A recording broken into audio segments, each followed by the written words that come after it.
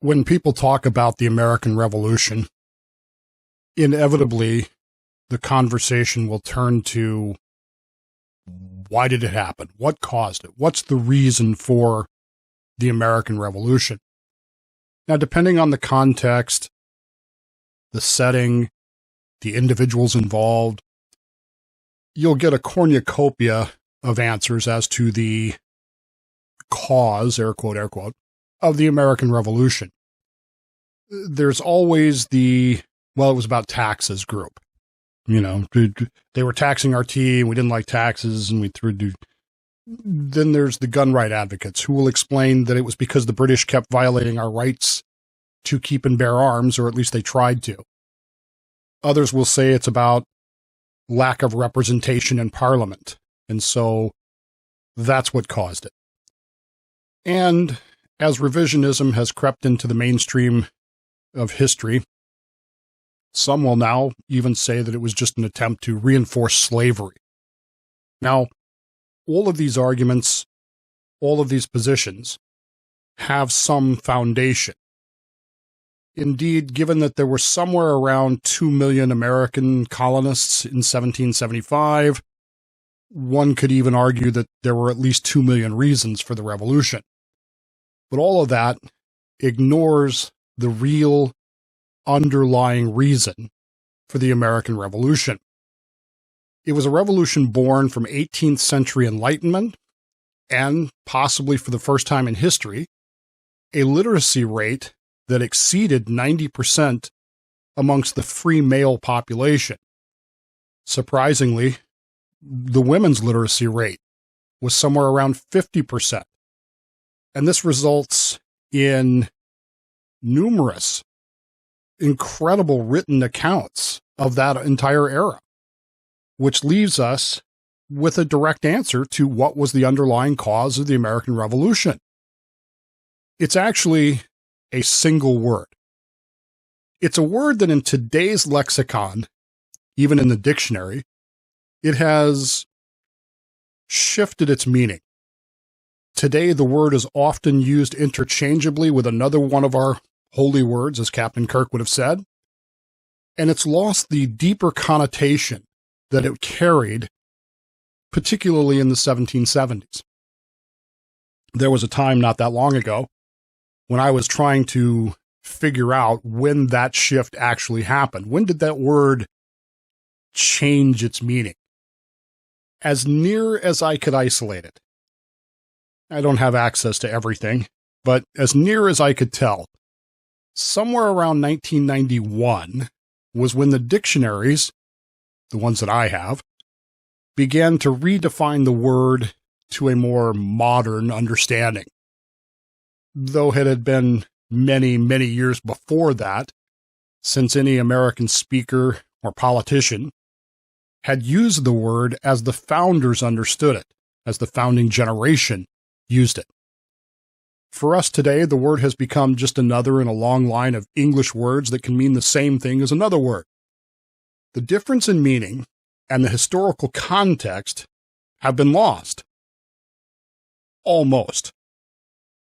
The true definition of the word and the explanation of why the word matters has not been completely lost, but it must be searched for. It's not something that a modern politician was going to explain to you, nor is it likely to be covered in a civics class. It is a meaning that makes people uncomfortable today because it implies something. It implies an attitude, an understanding, a purpose that we long ago replaced with more modern ways of thinking. But I assure you this, the men and the women who lived in the American colonies in 1775 understood the deeper meaning of the word. They understood that the taxes imposed by the king and the parliament, they understood that the dissolution of colonial governments by the king, the seizing of arms, printing presses, were all symptoms of the denial of the single idea expressed in that word, which had been handed down to us from antiquity. It was a word that over the next year, we today will rediscover and we will reapply it. It's a word that single-handedly explains the American Revolution and the document that announced to the world the reasons that compelled us to separate from the Kingdom of Great Britain. And what is that word? Liberty. Next year is the 250th anniversary of the Declaration of Independence. And on Dave Does History for the next year, we are going to study the Declaration of Independence. Now, for those of you that have been around my show for a while, you know about Constitution Thursday. Constitution Thursday was, I consider it to be some of the best radio, some of the best podcasting I've ever done. The idea of Constitution Thursday was we would take the Constitution, concept by concept, line by line, clause by clause, and we would learn what it meant, why it was written that way, what it meant to the people who wrote it, how it's been interpreted, how it's been applied. And I will tell you that we learned some things that we weren't expecting to learn. We're going to try and do the same thing now with the Declaration of Independence. And so for the next year, on Dave Does History on Bill Mick Live every Tuesday morning, we will pull apart the Declaration of Independence. It will be a way of looking at the ideas, the philosophy, the history, the events, the understanding, the applications of the Declaration of Independence through the eyes of history. It will be detailed, but it's not going to be the deep end of the pool. This is not a doctorate thesis of the Declaration of Independence. I really believe that if things are too difficult to understand, they are literally of no value. Da Vinci once said, "Simplicity is the ultimate sophistication." I like that phrase, but I prefer the way Einstein said it, which is simply this: if you can't explain it simply, you don't understand it well enough. When I started Constitution Thursday, I thought I understood the Constitution. I thought I knew it. What I discovered was I didn't know it well enough. And it required effort on my part, and an ongoing effort, because Constitution Thursday hasn't ended. I don't think it ever will. This, on the other hand, will last a year. We'll start on Tuesday, May 6th, and we will go until the week of July 4th of 2026 on Bill Mick Live and others podcasts if we need to. What are we going to study? Well, we're going to study a wide scope of topics that deal with the Declaration of Independence. We're going to talk about the history of it, the road to 1776, the road to that day where Congress said, yes, we hereby declare independence. We're going to talk about colonial protests. We'll talk about the Boston Tea Party, Lexington, Concord. We'll trace the growing tensions, the decisive moments that push the colonies towards breaking free. We'll feel that energy, that urgency, and we'll set the stage for July 4th, 1776. We're going to talk about the ideas behind it, because without that understanding, do we even really understand what's being said? We'll look at the influences. Thinkers like John Locke, Jean-Jacques Rousseau, Voltaire, Blackstone, Montesquieu, Smith, and of course, Cato and Cicero, the ancient Romans. These are all the men, the ideas, the philosophies that planted the seeds of liberty with ideas about natural rights, equality, the social contract. We'll discuss how concepts like unalienable rights, the pursuit of happiness, and government by the consent of the governed make their way into Thomas Jefferson's draft, and what those ideas meant to Americans then and what they may mean now. We'll talk about the people behind the document. We'll meet the passionate patriots who brought the Declaration of Independence to life. Of course, we'll talk about the famous founding fathers, Thomas Jefferson, John Adams, Benjamin Franklin, the rest of the Committee of Five. But we won't stop there. You'll hear about other influential figures, unsung heroes of the Continental Congress.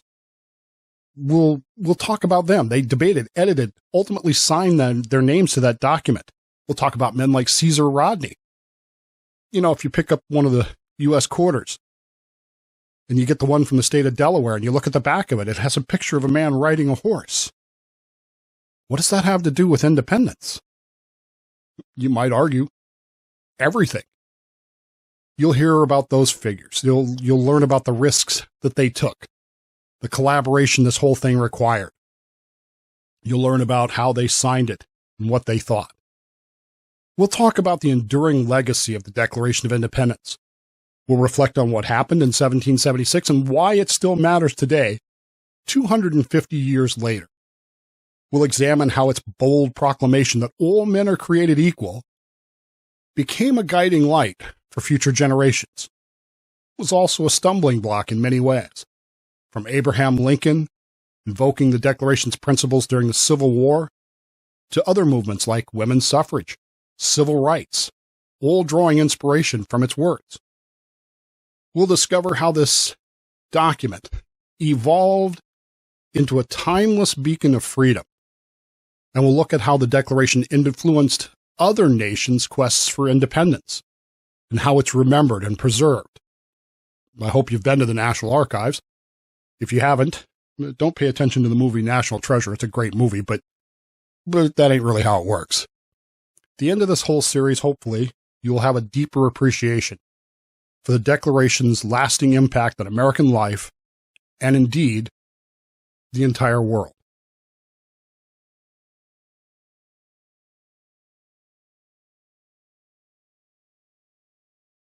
Now, how can you follow along? Well, it's pretty simple. Tuesday mornings, 8 a.m. Eastern Time on the Bill Mick Live Show. That's where we'll do each week's episode for the first time. After that, it'll be available on the Dave Does History website, my website, Plausibly Live, and in the iHeartRadio app. All of those places it will be available. Here's how you can participate. Bill, as you know, will allow calls on the radio shows in the final segment. Yeah, I have my own feeling about callers, but in this particular case, perhaps we can grow and learn together. The website, of course, davedoeshistory.org, billmick.com. It's helpful when you see those posts if you like them and if you share them. It's always helpful. You can always email me, dave@thedavebowmanshow.com. It's my email address. Or you can get me on Facebook. Just look for Plausibly Live or Dave Does History, either one of those. What you may not know is that I also maintain I call it the text machine. It's a telephone number that I have set aside that only takes texts. And in fact, I still get texts from my listeners from 10 years ago. That number, 209-565-DAVE, 565-3283, area code 209. You can text me there, and in fact, I won't say I'm instantaneously responsive to that, but I'm pretty quick about it. It's set up on my phone. It's one of the few things that's set up on my phone so that it goes off as soon as I get one. And you can text me about pretty much anything that we talk about on the shows, 209-565-DAVE.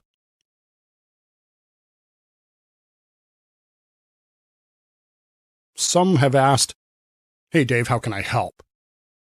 That's a loaded question. I don't get paid for this. I don't get paid to be on Bill's show. I don't get paid. I've never worried about monetizing my podcast because that's not why I do it. I don't like the idea of charging for this.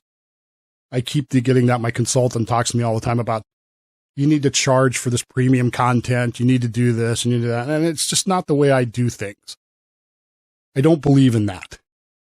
If I had some special knowledge that only I had that would benefit you, then maybe I would sell it to you, but that seems a little gauche to me. In this particular case, I'm not reinventing the wheel. I'm simply sharing with you what I've learned.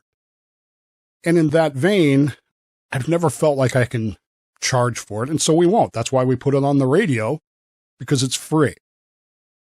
That said, and I'm a little uncomfortable saying this, but that said, if you would like to support things, there is a PayPal, Coffee, Venmo link on my website, plausiblylive.com, thedavebowmanshow.com, either one of those.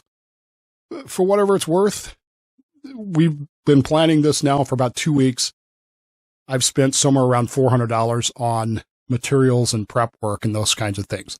Not asking for help, but if you'd like to, I'm not going to say no.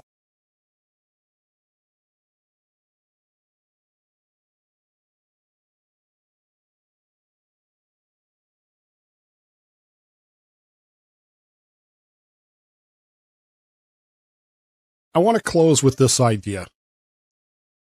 Liberty is the idea that this nation was founded upon. It is the word that this nation, the United States of America, was founded on. Liberty, though, does not mean what's mine is mine and what's yours is yours. I get it. That's the Libertarian Party philosophy. But that's not what liberty means. It's also why I can never be a member of the Libertarian Party. Over the next year, though, I hope that we can show you the deeper meaning of the word liberty. What it meant not just to the founding generation, not just to the American colonists of the 1760s and 1770s. I want to show you what it meant to my family. Both sides of my family were there. And I want to show you why it matters today. From my own family history, talked about this on Dave Does History back on the 19th of April. One of the young men who was there at Lexington that morning, April 19th, was a guy by the name of Ebenezer Bowman. He was actually there with his brother, Isaac Bowman, who would go on to become a captain in the Continental Army. Ebenezer did not. He was very young, but he was there. And he had a son named George, and George had a son named John, and John had a son named Nathan, and Nathan had a son named Alonzo, and Alonzo had a son named Wilbur, and Wilbur had a son named Herb, and Herb had a son named Don, and Don had a son named David, and David has a son named Benjamin.